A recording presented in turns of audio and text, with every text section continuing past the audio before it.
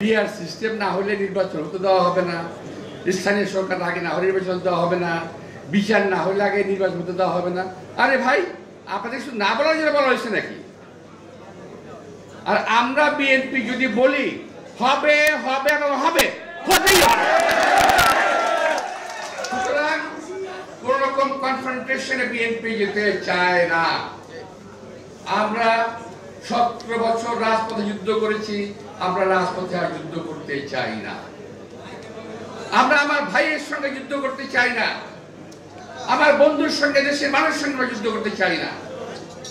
আমরা চাই এই দেশের শত্রু যারা আছে তাদের বিরুদ্ধে ঐক্যবদ্ধ হয়ে এই দেশটাকে সুন্দর এবং সাবলীলভাবে গড়ে তুলব। আসুন আমরা ওই জায়গায় যাই যেখানে গেলে এই দেশের মঙ্গল হবে। আমরা ওই কাজটা করি যে কাজটা করলে এই দেশের মানুষের মঙ্গল হবে, আপনি আর আমি শান্তি মতো ঘুমাতে পারবো। আপনাদের সবাইকে আন্তরিক শুভেচ্ছা ধন্যবাদ জানিয়ে, কিন্তু কোনো দুষ্ট গরু জায়গা দেওয়া যাবে না, কোনো চাঁদাবাজ জায়গা দেওয়া যাবে না।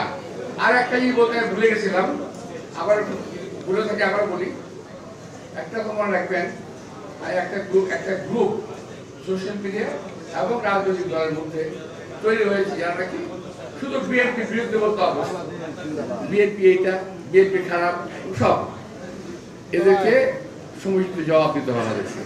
আমাদের কার্যক্রমের মাধ্যমে আমাদের ভালো কাজ দিয়ে ওদেরকে বুঝিয়ে দিতে হবে বিএনপি কোনো খারাপ লোকের দল নয়। গণতান্ত্রিক সিস্টেমে নির্বাচন না হয় তাহলে এই দেশে কোনো নির্বাচন হবে না। এক একজন একটা দাবি তুলে নির্বাচনকে পিছিয়ে এবং নির্বাচনের অবস্থা সর্বনাশ করে দিয়ে এই জাতি সর্বনাশ করতে চাচ্ছে। আমি দেখলাম চায়নাতে, আর কি দেখছি ঢাকায়, ওদের মধ্যে ঐক্য আছে, পুরা জাতি ঐক্যবদ্ধ। ইরানে কি দেখলেন বলেন তো? যেখানে আমাদের মুসলিম বিশ্বের কেউ তাকে সমর্থন দিল না, ইরান একা যুদ্ধ করে গেল, কারণ জাতি ঐক্যবদ্ধ ছিল।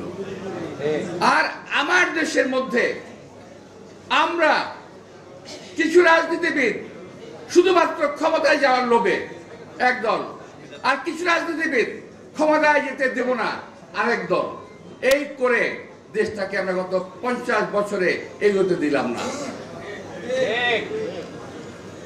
এই দেশটাকে আমরা ধীরে ধীরে শেষ করে দিচ্ছি। এই যে সমস্ত লোকের উদ্দেশ্যে কথা বলছি তারা কিন্তু কেউ বোকা না, তারা আমার চেয়ে অনেক বুদ্ধিমান। তবে এটুকু বলবো, তারা আমার চাইতে অনেক বেশি দেশপ্রেমিক নয়। আমরা যুদ্ধ করেছি, দেশ স্বাধীন করেছি। অনেকে বিতর্ক করেন যে ওনারা তো